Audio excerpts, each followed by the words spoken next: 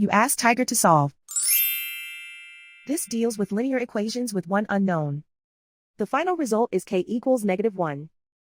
Let's solve it step by step. Swap sides. Group all constants on the right side of the equation.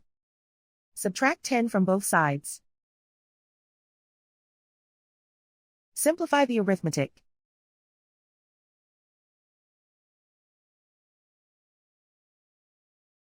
Isolate the k. Divide both sides by -5.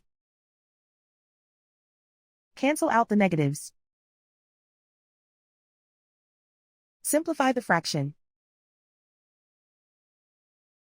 Move the negative sign from the denominator to the numerator.